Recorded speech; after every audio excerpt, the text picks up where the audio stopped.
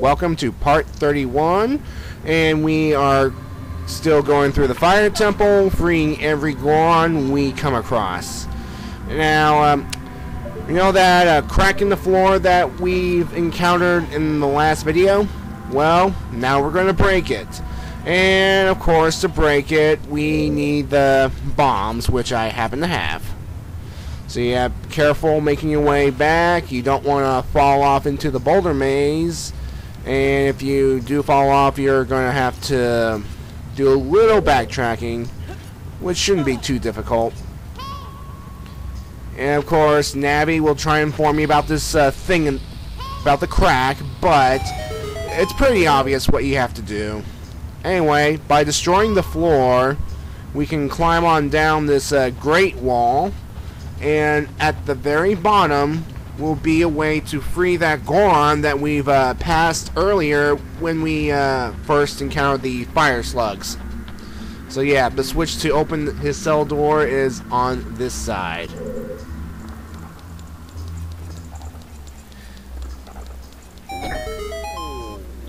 Again, talk to him to make him leave. Now he will reveal that there are these creatures that are made from flames, and we will be meeting these creatures later on in this video. So yeah, gives us a hint that bombs can help take care of them. Of course, I will not be using bombs. Anyway, grab the small key and go back up.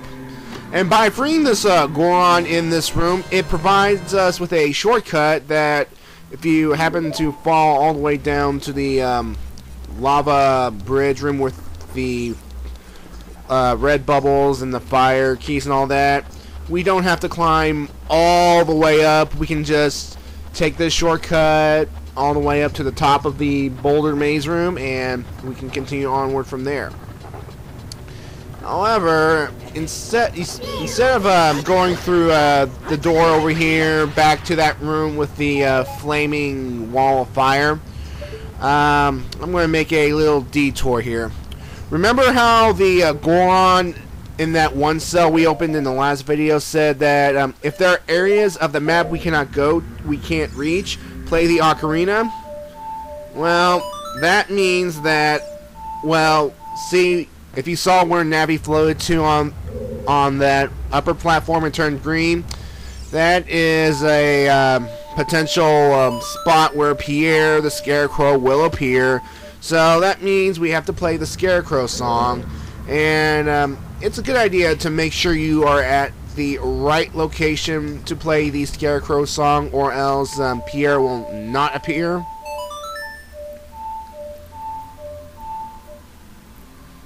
And when he does appear, hook shot onto him. Now, again, of course, the red dot will not appear on him. But again, folks, the hook shot does have a little further distance than the red dot can allow. So, don't be afraid. And then from Pierre, there is a platform with a hook shot target. Just latch onto it, and the platform will take you up to the next room. And then go through this door right here. And when we get into this door, you hear the familiar Gold Skulltulas sound. So we know the drill. Anyway, here, climb this great wall right here. And on this great wall is a Gold Skulltula. So kill and collect the token. And then continue to climb upward, because we will be finding one more Gold Skulltula in the next room.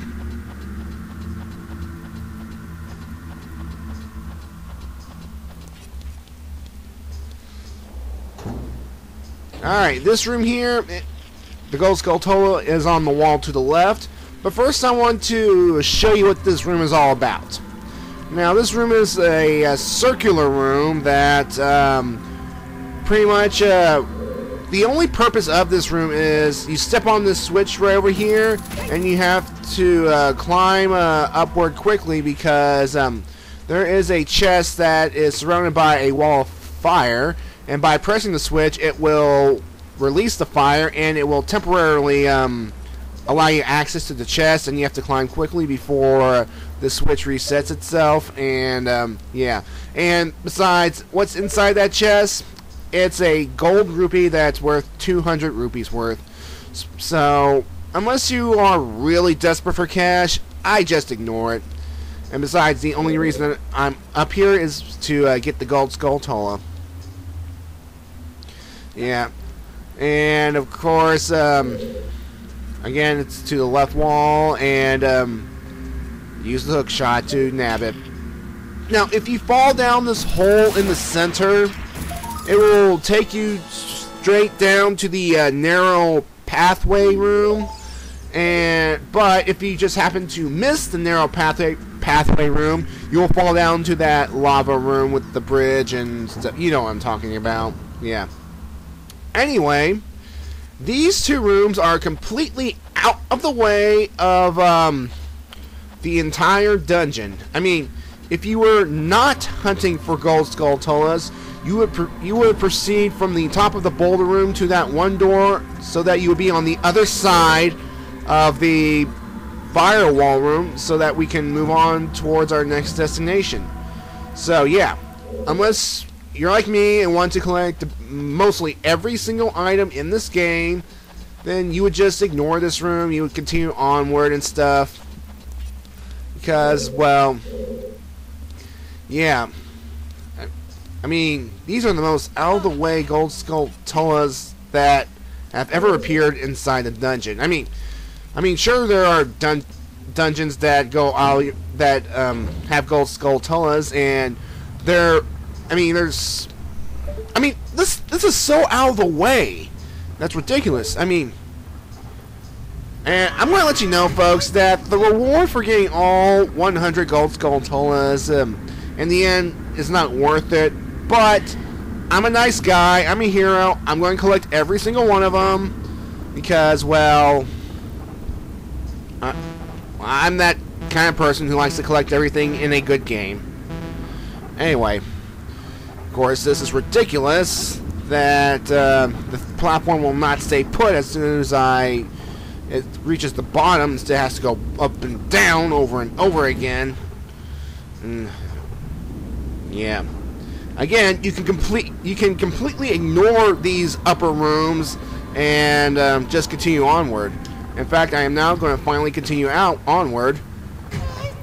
Now, of course, I missed that door, so that means I'm going to have to do a little backtracking, but it should not be too difficult. Again, mind your step here in this narrow ledge area.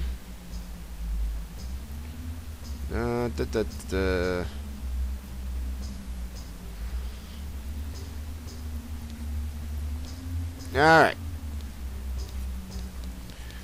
Okay, and once again, we're in the firewall room. And, of course, once again, the flame will catch on fire. The fire will appear once we touch the grate. Now, see that door over there? My goal is to now reach that door and get across to the next room. Now, for some reason, as I jump here, I did not make it. So I had to basically get going. I had to get going to the other side before the flames touch me, and the flames actually should not hurt me and all that. Now,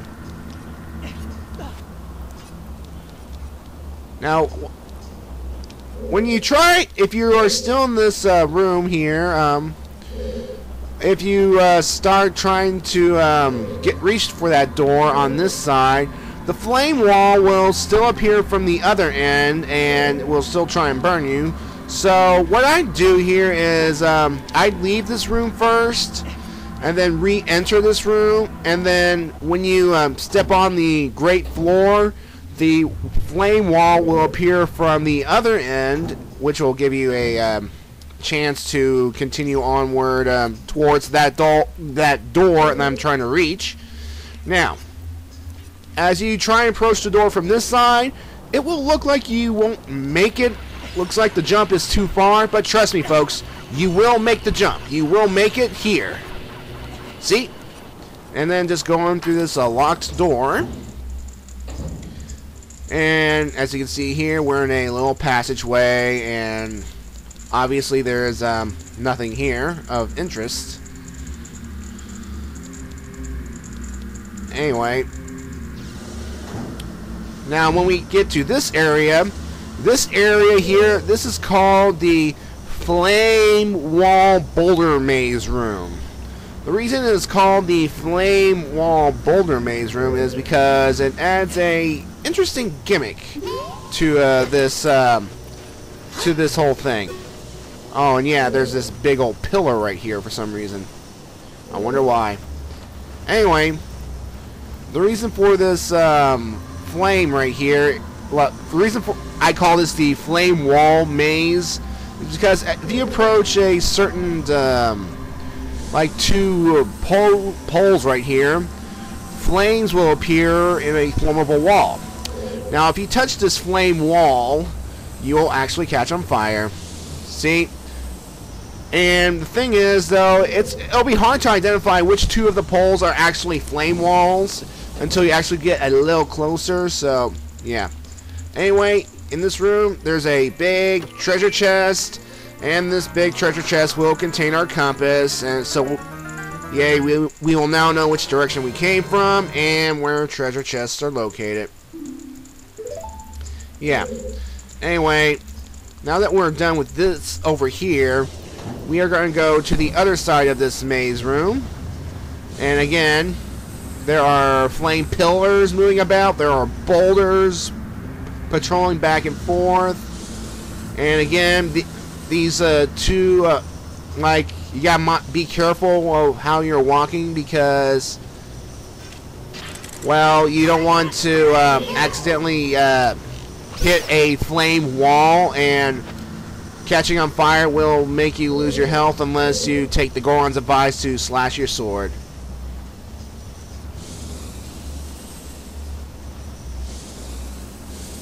Now our goal here is to make it through this door on this side. Again. And I didn't even see that boulder coming for me, but thankfully it's slow and all that. Well, you see that totem pole column right there? As soon as you get close to it, the flame will catch you and hurt you, and yeah. Thankfully it doesn't. Thankfully my I didn't catch on fire, so yeah.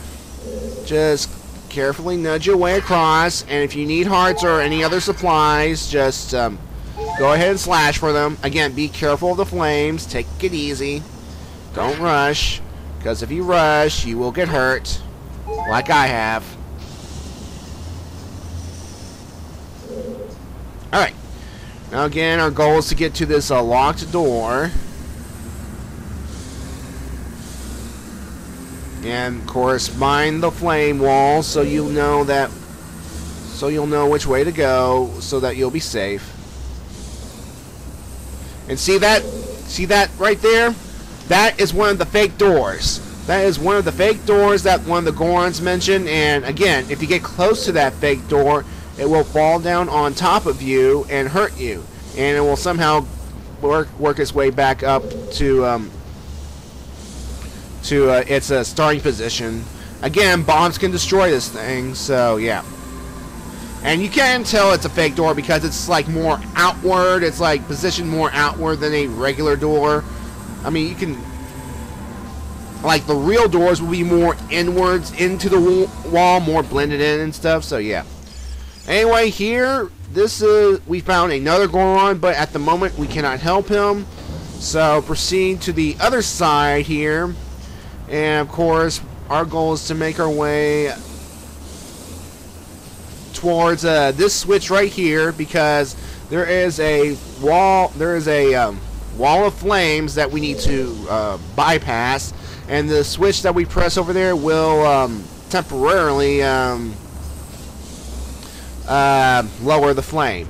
Now, before you hit the switch, it's a good idea to know which where the flame walls are located here, so that when you step on the switch, because it is a time switch, you have to. We gotta make it past this thing before the flame walls reappear, and it's a good idea to have our bearings beforehand. Of course, again, watch out for enemies and this pillar thing. Alright, so yeah, this pathway straight across, we can make it, so... And then from here, just step on the switch.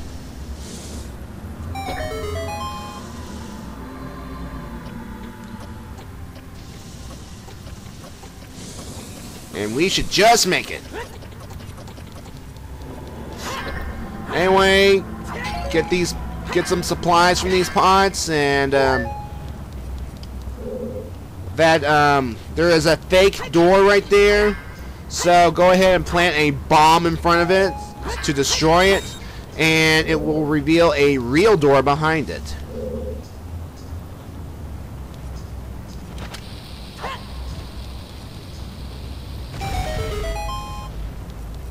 Alright, when we go through the real door here, we will encounter our mini-boss of this dungeon.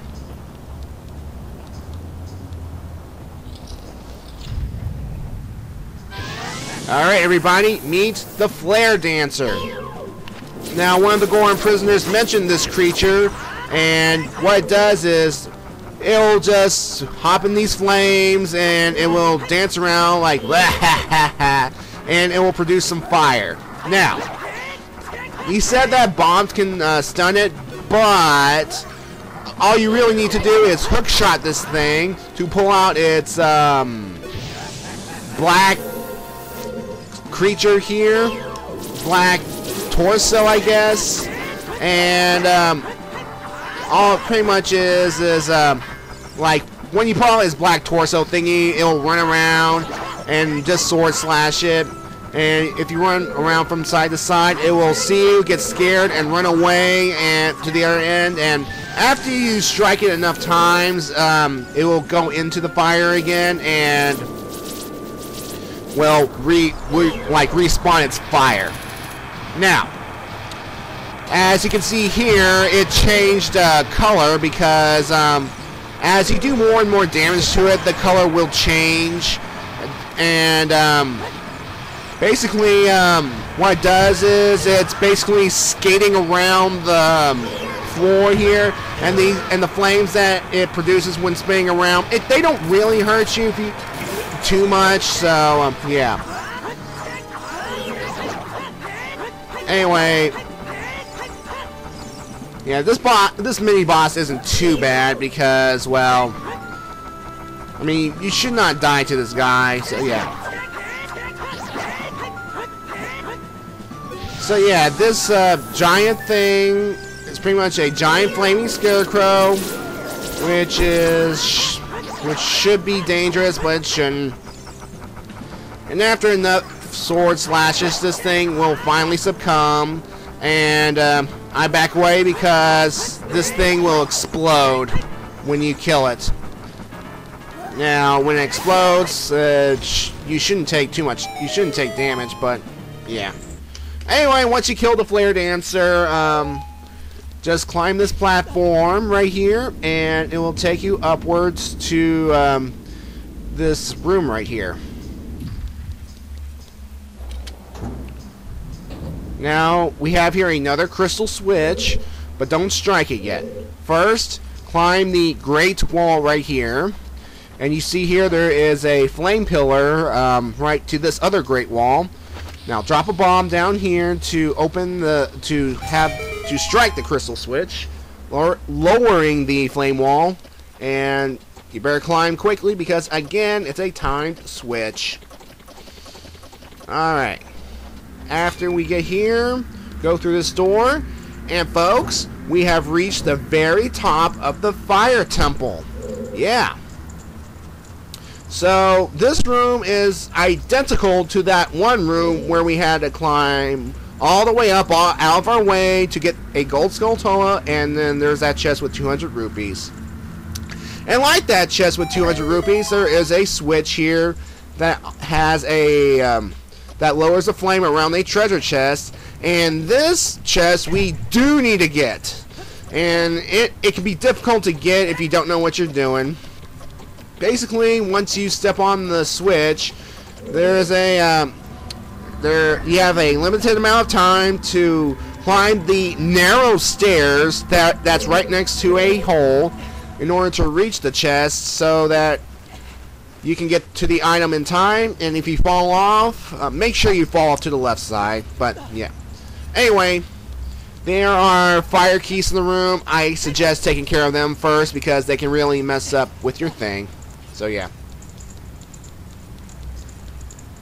Anyway, I like to, while you see me kill fire keys, I would like to explain that that the music of the fire temple, this is not the original music.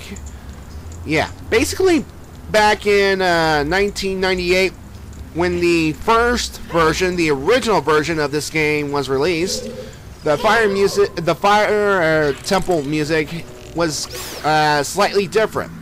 Basically, what it is that originally this music had a bunch of chanting, and Nintendo took it out because the chanting of the original Fire Temple music pretty much had, well, one, it was being drowned out by all this temple noise, and two, the chanting is actually chanting from a religion, Muslim, I believe, and of course it's so offensive that Nintendo removed it from all future versions of this game.